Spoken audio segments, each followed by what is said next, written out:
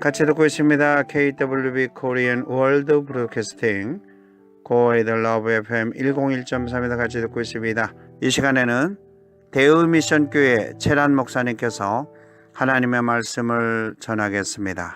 오늘은 나에게 기적이 오는 조건으로 말씀을 나누고자 합니다. 하나님이 택하신 이 성전에 주님을 예배하러 오신 여러분들을 축복합니다. 오늘은 기적에 관한 말씀을 나누고자 합니다. 기적이란 뜻은 사람의 상식으로는 도저히 생각할 수 없는 귀한 일입니다. 종교에서는 신에 의해서 행해졌다고 할 수밖에 없는 불가능한 일을 말합니다. 비슷한 말로는 이변, 이적이라고도 하는데요. 우리는 살면서 자주는 아니지만 기적을 체험한, 경험한 사람들을 만나보곤 합니다. 예를 들어 지진이 났는데 건물이 무너졌는데 혼자만 구사일생으로 살았다든지, 고속도로에서 큰 교통사고가 났는데 차는 폐차를 할 지경인데 사람은 한 군데도 다친 곳이 없다든지, 이것은 정말 우리는 기적이라고 밖에 말할 수가 없습니다. 또한 경제가 어려워서 모두들 가게 문을 닫고 회사 문을 닫는데 만약 가게가 잘 되고 회사가 잘 된다면 이 또한 우리는 기적임을 알아야 합니다. 우리는 이 기적이 오늘 나에게 좀 일어났으면 합니다. 그러나 기적을 우리는 흔히 자주 볼 수 있는 일은 아니죠. 혹시 이 자리에 기적을 체험한 분이 계십니까? 성경에는 예수님뿐 아니라 엘리야, 엘리사 등 선지자들이 행한 기적들이 나옵니다. 또 사도행전을 보면 사도들이 복음을 전할 때 질병을 고치고 귀신들을 내어 쫓는 일을 행했습니다. 요한복음에도 여러 가지 기적 이야기가 나옵니다. 특별히 예수님께서 행하신 이적을 보면 물을 포도주로 만드시고 바다 위를 걸으시고 죽은 나사로를 살리셨습니다. 왕의 신하를 치유하시고 오병이어로 5,000명을 먹이시는 기적과 물고기를 못 잡고 있는 7 제자들에게 물고기를 그물이 찢어지도록 물고기 잡는 방법을 알려주시고 153마리나 잡게 하셨습니다. 예수님께서는 가시는 곳마다 병자를 치유하시고 기적을 베푸셨는데요. 그 치유와 기적이 내 인생에서도 일어나기를 소망합니다. 우리 교회에서도 일어나기를 소망합니다. 그런데 한 가지를 묻고 싶습니다. 왜 내 인생에 기적이, 표적이 나타나기를 원하십니까? 하나님의 이름을 높이고 복음을 전하기 위해서입니까? 아니면 내 안락함, 야망, 욕심, 명예, 권력 때문입니까? 왜 예수님께서는 많은 기적과 표적을 우리에게 보여주셨을까요? 하나님 나라의 일을 행하고 이루고 전하기 위해서입니다. 만약 우리에게 기적이 일어난다면 우리에게 베풀어 주신 이 기적적인 일을 우리가 간증하여 더욱 하나님께 영광을 돌리고 하나님의 이름이 높아지기를 소망합니다. 그리고 우리가 잊지 말아야 할 것은 예수님께서 병자들의 질병을 고쳐주시고 잠깐의 기쁨을 주시고자 일하신 분이 아니라는 사실입니다. 우리의 인생에 있어서도 어려운 문제를 풀어주시고 그 문제에 국한된 해결사가 되기 위해서 기적을 베푸신 분은 아니라는 것입니다. 잠시가 아닌 우리의 인생 전부를, 삶 전부를 주관하시는 분이며 우리와 우리의 간증을 통하여 많은 영혼을 영원한 생명, 영생으로 이끄실 수 있도록 이렇게 베풀어 주신 은혜인 것입니다. 그럼 이제 본문을 통하여 하나님의 기적이 어떻게 나에게도 임할 수 있는지 그 방법을 알아보고자 합니다. 오늘은 예수님이 베푸신 기적 중 38년 된 병자가 고침을 받은 이야기입니다. 이 이야기를 통해 하나님의 기적이 어떻게 나에게도 임할 수 있는지 그 방법을 알아보고자 합니다. 또한 왜 예수님께서 많은 기적과 표적을 베푸시고 보여주셨을까를 알아보고자 합니다. 예수님께서는 명절이 되어 예루살렘으로 올라가시는 중에 양문 곁에 베데스다라는 연못을 지나가십니다. 이 연못은 병자를 치유하는 특별한 연못이라고 소문이 난 곳이었는데 천사가 가끔 연못에 내려오곤 했습니다. 그래서 물을 휘저으면 물이 움직인 후에 가장 먼저 들어간 사람이 병이 낫게 된다는 것입니다. 어떠한 심한 병이 걸렸든지 간에 그 물에 처음 들어가는 사람은 병이 낫는다는 것입니다. 그래서 그 주변에는 5 행각의 많은 병자들이 기거하고 있었습니다. 그리고 천사가 내려와 물이 움직이기만을 기다리고 있었습니다. 38년 된 병자도 그곳에 누워 있었습니다. 이 병자는 특별히 연못 곁에는 누워 있었지만 절대로 병이 나을 수 없는 조건을 가지고 있었습니다. 물이 움직이면 가장 먼저 연못에 도달해야 되는데 연못에 빨리 갈 수 있는 방법이 없는 것입니다. 그래서 아마도 병이 든 횟수만큼이나 누워있지 않았을까 생각을 해봅니다. 예수님께서는 그런데 유독 이 병자에게 그냥 지나치지 않으시고 다가가십니다. 예수님께서는 아픈 자들을 그냥 지나치지 않고 고쳐주셨죠. 예수님께서는 이 오래된 병자에게 다가가서 물으십니다. 내가 낫고자 하느냐? 내 병이 낫기를 원하느냐? 그런데 병자는 예라고 대답하는 대신 예수님께 다른 사람의 탓을 합니다. 왜 내 병이 이제껏 낫지를 못했는지 그 이유를 이렇게 대답합니다. 저는 연못에 제일 먼저 들어가면 병이 낫는다는 사실을 너무도 잘 알고 있습니다. 그런데 저를 도와주는 사람이 없어서 제 병이 나을 수가 없습니다. 제가 가는 동안 다른 사람들이 먼저 저보다 물속에 들어가 저는 병이 낫지 못했고 오랫동안 병 속에 누워 있었습니다. 이렇게 이유를 말하고 있습니다. 그러자 예수님께서는 뭐라고 말씀하셨습니까? 일어나 내 자리를 들고 걸어가라. 38년 된 거동이 불편했던 아픈 병자가 빨리 움직일 수가 없어서 항상 아쉬운 마음만 품은 채 빨리 걸어가고 있는 그 병자들을 쳐다보고 있었는데 예수님께서는 직접 병자가 38년 동안 누워있던 매트를 들고 걸어가라고 지금 말씀하고 계시는 것입니다. 그 사람의 건강 상태가 완전하지 않은데 일어나 누워있던 자리를 들고 가라고 하십니다. 불가능한 일을 예수님께서는 명령하시는 것입니다. 우리가 보기에는 말이지요. 그런데 그 사람이 곧 낫게 되어 자기 자리를 들고 걸어가게 됩니다. 그 짧은 구절 사이에 놓인 구절을 보면 그 사람이 곧 나아서라고 되어 있습니다. 이 병자는 예수님을 만나기 전부터 오직 연못이 나의 병을 낫게 해줄 것이라는 믿음을 가지고 있었습니다. 병이 낫는 방법은 오직 연못의 물에 들어가는 것이라고 생각했던 것입니다. 연못을 신뢰하고 있었습니다. 또한 자신을 도와서 연못에 넣어줄 수 있는 사람이 없었기에 나을 수가 없었다고 생각하고 있습니다. 그런데 이 병을 고침받도록 도와줄 수 있는 분은 오직 예수님 뿐이라는 것. 그런데 이 사실을 몰랐습니다. 참으로 은혜인 것은 이 병자가 예수님을 만난 것입니다. 예수님께서 찾아오셔서 병을 고쳐주셨습니다.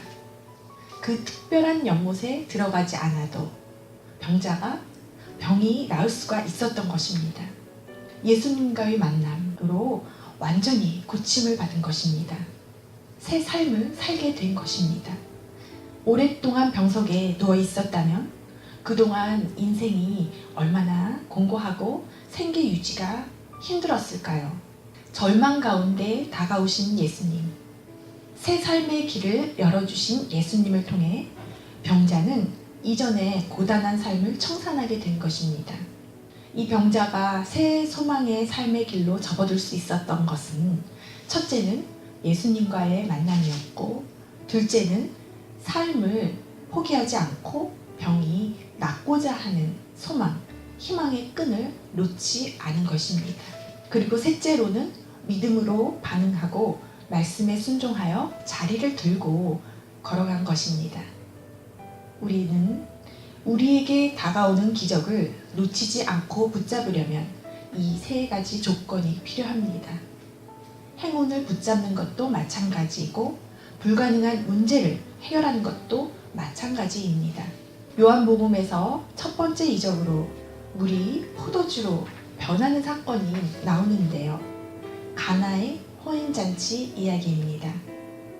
예수님과 예수님의 어머니가 혼인잔치에 초대를 받았는데 포도주가 떨어진 것입니다. 잔치집에서 포도주가 떨어진다는 것은 흥이 깨지고 그 잔치가 마감된다는 것을 의미합니다. 큰일이 났습니다. 이를 어떻게 할까요? 예수님의 어머니 마리아가 예수님을 찾습니다. 그래서 예수님께서는 이 문제를 해결하시는데 기적이 일어나기 바로 전입니다. 어머니 마리아가 하인들에게 이릅니다. 예수가 너희에게 무슨 말씀을 하시든지 그대로 하라고 당부합니다. 그리고 예수님께서는 우리가 상식적으로나 이성적으로 쉽게 납득할 만한 생각할 수 있는 방법이 아닌 것을 명령하십니다. 유대인의 정결 예식에서는 출입문 쪽에 물 항아리를 두고 손과 발을 씻고 들어갔는데요.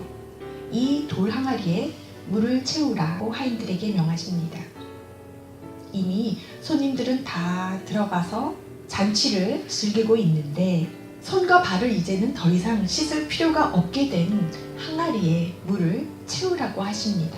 그런데 하인들은 말씀에 순종을 합니다. 어느 정도로 순종을 하냐 하면 항아리 아기까지 물을 채웁니다. 아기까지 가득 채우려면 얼마나 여러 번 왔다 갔다 수고를 했겠습니까? 이제는 떠서 연회장에게 갖다 주라고 하십니다. 그런데 그 수고와 순종이 헛되지 않았습니다. 물이 맛 좋은 포도주로 변한 것입니다. 여기에는 마리아가 얼른 문제를 파악하고 예수님께 찾아간 것과 하인들의 순종과 수고가 포함되지 않았다면 결코 물이 포도주로 변하는 기적은 일어나지 않았을 것입니다. 우리에게도 늘 38년 된 병자처럼 오랜 병을 지니고 있거나 내 힘으로는 해결할 수 없는 어려운 문제가 인생에서 맞닥뜨리곤 합니다. 건강상의 문제라든지 가족의 문제라든지 직장에서 인간관계의 문제라든지 자녀의 문제가 있을 수 있습니다. 그런데 병이나 어려운 문제는 사람이 도와주거나 해결해 줄 수 있는 것이 아니라 예수님을 얼른 찾아가야 내 삶이 중단되거나 공백이 생기지 않습니다. 아무리 어려운 문제나 극심한 병이라 하여도 예수님께서 고쳐주신다는 믿음을 가지고 분명히 확실히 해결되고 나음을 입을 수 있음을 믿어야 합니다. 우리가 인생에 있어서 기적을 체험하기를 원한다면, 진심으로 낫기를 원한다면, 우리의 문제가 기적적으로 해결되고 풀리기를 원한다면 우리가 제일 먼저 해야 할 일은 예수님을 찾아야 합니다. 이것저것 다 해보고 맨 나중에 예수님을 찾아가는 것이 아니라 제일 먼저 우리가 예수님을 찾아야 하는 것입니다. 그리고 신뢰함으로 예수님 앞에 문제를 내놓아야 합니다. 병이 38년이나 되었다는 것은 내 노력이나 사람의 도움으로 될 수 있는, 해결할 수 있는 문제가 아닌 것입니다. 지금 나에게 무슨 문제가 있다면 혹은 오래된 병이 있다면 더 이상 미루지 말고 당장 이 시간 주님께 문제를 내려놓고 아픈 곳이 있다면 이 병을 고쳐주세요. 문제가 있다면 이 문제를 해결해 주세요 라고 나아가기를 원합니다. 주님, 낫고자 합니다. 내 문제가 해결되기를 원합니다. 간절하게 이 시간 소망하시기를 바랍니다. 이 시간 주님께서 고쳐주실 것을 신뢰할 때 주님은 우리 각자에게 무엇이라고 말씀하실 것입니다. 내가 낫고자 하느냐? 그렇다면 일어나 내 자리를 들고 걸어가라. 혹은 다른 무엇을 말씀하실 것입니다. 그리고 우리가 하신 말씀에 수고스럽더라도 혹은 상식적이지 않고 이성적이지 않더라도 네, 순종하겠습니다. 네, 행하겠습니다. 결정하고 다짐할 때 우리의 문제는, 우리의 병은 우리도 모르는 사이에 스르르 풀릴 것입니다. 우리의 병을, 문제를 해결해 주실 것입니다. 주님, 문제가 해결되기를 원합니다. 편두통이 치유되기를 원합니다. 허리가 치유되기를 원합니다. 그리고 나았음을, 문제가 해결됐음을, 편두통이 치유됐음을 선포하십시오. 나는 완전히 하나님께 치유함을 받았다. 완전히 내 문제가 해결되었다. 선포하십시오. 그 문제에 함몰되거나 너무 오래한 병이라고 포기해서는 안 됩니다. 이 어려운 일, 심한 병을 내가 맞닥뜨렸을 때 그것은 바로 기적을 맛볼 환경이 나에게 세팅된 것입니다. 빌립보서 4장 13절 말씀에 내게 능력 주시는 자 안에서 내가 모든 것을 할 수 있느니라. 전능하신 하나님께서는 능치 못하심이 없으십니다. 지체하지 말고 하나님을 찾고 만나십시오. 골로새서 1장 19절에는 이로써 우리도 듣던 날부터 너희를 위하여 기도하기를 그치지 아니하고 구하노니 너희로 하여금 모든 신령한 지혜와 총명에 하나님의 뜻을 아는 것으로 채우게 하시고, 우리가 무릎을 꿇는 이유, 주님께 묻고 확인하고 기도하는 이유는 하나님의 뜻을 아는 것이 중요하기 때문입니다. 우리가 하나님 말씀에 순종하거나 하나님 나라의 일을 해 나가는 데 있어 속도가 아닌 방향이 더욱 중요합니다. 물론 속도도 중요합니다. 머뭇거리고 순종을 당장 하지 않으면 하나님 나라의 일이 지연될 수도 있기 때문입니다. 우리가 38년 된 병자를 보면서 깨달을 수 있는 것은 환경에 대한 원망이나 핑계 대신, 도와줄 사람을 기다리는 대신 하나님과의 만남, 그리고 하나님을 향한 우리의 믿음이 필요합니다. 그리고 무엇보다도 하나님의 뜻, 행하라고 말씀하신 뜻을 발견하고 그 뜻에 순종하는 것이 중요합니다.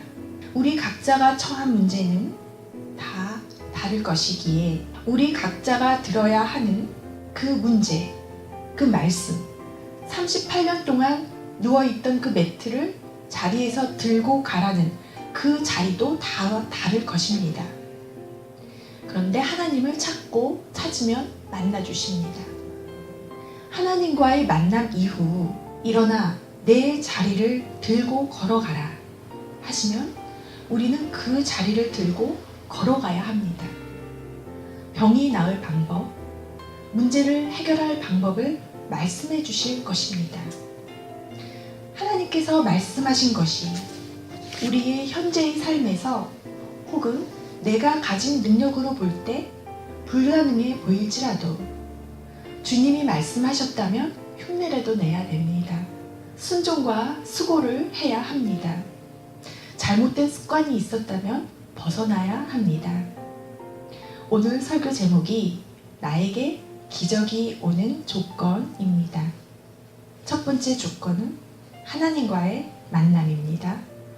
신약 시대에 요한 당시에는 예수님을 만나는 것이었다면 지금 우리 시대에는 예수님께서는 하늘로 올라가시고 보혜사 성령님을 보내주셨지요, 우리에게. 그리하여 우리 각 사람은 성령님을 통해서 하나님을 찾고 찾으면 누구나 만날 수 있습니다. 기적이 일어나기 위한 첫 번째 조건입니다. 하나님과의 만남의 방법을 잘 아는 사람도 있고 38년 된 병자처럼 나를 연못으로 데려가 줄, 자신을 도와줄 사람만 기다리는 방법을 모르는 사람도 있겠습니다. 우리가 기도할 때, 예배 드릴 때 하나님께서 오십니다. 성령님께서 방문하십니다. 물론 주님을 영접한 하나님의 백성들에게는 성령님이 이미 우리 영 안에 계십니다. 그런데 우리가 예배드리는 이 시간, 성령님께서 역사하시는 이 시간, 치유하시고 기적을 일으키는 시간입니다. 얼마나 귀중한 시간인지 모릅니다. 출애굽기 29장 42절에 너희가 대대로 여호와 앞 회막문에서 늘 드릴 번제라. 내가 거기서 너희와 만나고 내게 말하리라. 우리가 예배 드리는 이 시간과 공간은 특별합니다. 우리가 번제를 드릴 때 우리와 만나고 우리에게 말씀해 주신다고 하셨습니다. 하나님께서 임재하시고 성령님이 이곳에 충만합니다. 성령의 기름 부으심이 지금 있습니다. 우리는 두 번째로 예배의 자리로, 기도의 자리로, 하나님과 만남의 자리로 나왔다면 우리 문제, 우리 질병을 주님 앞에 진솔하게, 겸손하게 내려놓아야 합니다. 하나님께서는 우리의 영으로 구하는 모든 것을 듣고 해결해 주시고 고쳐주시고 회복해 주십니다. 역대하 7장 14절 말씀에 내 이름으로 일컫는 내 백성이 그들의 악한 길에서 떠나 스스로 낮추고 기도하여 내 얼굴을 찾으면 내가 하늘에서 듣고 그들의 죄를 사하고 그들의 땅을 고칠지라. 우리가 겸비하게 하나님 얼굴을 찾을 때 고쳐주십니다. 육신이 아픈 사람은 그 아픈 곳을 치유해 주시고, 마음이 새까맣게 탄 사람은 그 마음을 치유해 주시고, 팔다리가 족쇄로 묶이고 매임을 당한 사람은 그 사슬이 풀어지는 역사가 일어납니다. 천사들이 하늘에서 내려와서 하나님의 명령에 따라 사역을 합니다. 하나님의 명령에 따라 우리 각 사람들에게 이 시간 일하고 있습니다. 이사야서 61장 1절 말씀에 주 여호와의 영이 내게 내리셨으니 이는 여호와께서 내게 기름을 부으사 가난한 자에게 아름다운 소식을 전하게 하려 하심이라. 나를 보내사 마음이 상한 자를 고치며 포로된 자에게 자유를, 갇힌 자에게 노임을 선포하며. 이게 우리 다음 나눌 세 번째로 가지 않더라도 기적이 이렇게 일어나는 경우가 있습니다. 성령이 내게 임하면 고침을 받고 자유하고 노임을 받게 됩니다. 마지막 세 번째로 하나님께서 우리에게, 우리 공동체에게 혹은 나에게 말씀하시면 순종해야 합니다. 내 이상과 상식을 뛰어넘은 것이라 할지라도 그 말씀 그대로 순종해야 기적이 일어납니다. 사사기 7장을 보면 기드온이라는 사사가 나옵니다. 사사는 왕이 없던 시대의 그 이스라엘의 영웅들인데요. 이스라엘이 여호와의 목전에 악을 행하여 7년 동안 하나님께서 그들을 대국 미디안의 손에 넘겨주시던 그 미디안과의 전쟁을 하던 때였습니다. 여호와의 영이 기드온에게 임하고 말씀하시는데 적군, 적진으로 내려가서 그들이 하는 말을 들어보아라 하시는 거예요. 적진으로 내려갑니다. 그래서 보는데 군사들과 낙타들이 바닷가의 모래처럼 셀 수 없이 많았습니다. 기드온은 그 엄청나게 많은 그 적군의 수에 기가 죽었습니다. 그런데 그들이 하는 말을 들어보니 한 병사가 친구 병사에게 꿈 이야기를 하는 것을 듣게 됩니다. 내용은 이렇습니다. 보리떡 한 덩이가 미디안 진영으로 굴러 들어와 한 장막에 이르러 그것을 쳐서 무너뜨리더라. 기드온은 승리의 확신을 주는 꿈과 해몽을 듣고 전쟁을 준비하는데 그 모습이 좀 생경합니다. 미디안과 싸울 이스라엘 군사 32,000명이 모집이 되었는데 하나님께서는 그 숫자의 100분의 1인 300명으로 군사를 줄이라고 명하십니다. 아니, 바다의 모래알처럼 많은 미디안의 적진을 보고 왔는데, 그렇지만 기드온은 하나님 말씀에 순종을 합니다. 추려서 300명을 뽑습니다. 그런데 이 군사들 각 손에는 무기가 아니라 나팔과 빈 항아리를 들게 하고 항아리 안에 횃불을 감추게 합니다. 우리가 전쟁터에 가는데 우리에게 나팔과 빈 항아리를 들고 싸우러 가자고 하면 순종하시겠습니까? 이 기적의 세 번째 조건인 순종. 기드온은 하나님 말씀에 바로 순종하고 300명의 군사를 이끌고, 그런데요, 놀라운 것은 300명의 군사도 기드온의 말에 순종을 합니다. 그래서 기적을 낳게 됩니다. 한밤 교대 시간인데 한 손에는 나팔을 불고 한 손에는 가졌던 항아리를 부수며 적군의 진영을 에워싸니까 그 적군의 진영은 군사들이 뛰고 아우성치며 도망을 칩니다. 미디안 진영은 자기 동료들끼리 서로 칼로 치며 혼란에 빠져서 패하게 됩니다. 이렇게 이스라엘은 전쟁에서 적은 인원으로 큰 승리를 거두게 됩니다. 우리는 하나님께서 무슨 말씀을 하시더라도 그 말씀에 순종할 준비만 되어 있으면 나에게도 기적은 분명 일어날 것입니다. 내 삶의 변화가 일어날 것입니다. 이렇게 놓고 본다면 우리에게, 우리 교회에, 우리 각자에게 기적이 안 일어나는 것이 이상한 것입니다. 기적이 안 일어난 것이 아마 기적일 것입니다. 출애굽기 15장 26절에는 너희가 너희 하나님 나 여호와의 말을 들어 순종하고 내가 보기에 의를 행하며 내 계명을 귀를 기울이며 내 모든 규례를 지키면 내가 애굽 사람에게 내린 모든 질병 중 하나도 너희에게 내리지 아니하리니 나는 너희를 치료하는 여호와이니라. 하나님께서는 아브라함에게는 본토 아비의 집을 떠나라고 하셨을 때 그 말씀에 순종하고 한 민족, 한 나라를 이루게 됨을 봅니다. 이제까지는 기적이 다른 사람의 일이었다면 이제는 오늘부터는 내 삶에서 하나님의 말씀에 순종하여 기적이 내게 오도록 모든 질병과 문제가 해결받고 고쳐지도록 그리하여 우리의 38년 된 묵은 소망이 이루어지는 이 예배의 시간이 되기를 우리 구주 예수 그리스도의 이름으로 축복합니다. 아멘. 하나님 말씀으로 마치겠습니다. 말라기 4장 2절 말씀입니다. 내 이름을 경외하는 너희에게는 공의로운 해가 떠올라서 치료하는 광선을 비추리니 너희는 나가서 외양간에서 나온 송아지같이 뛰리라.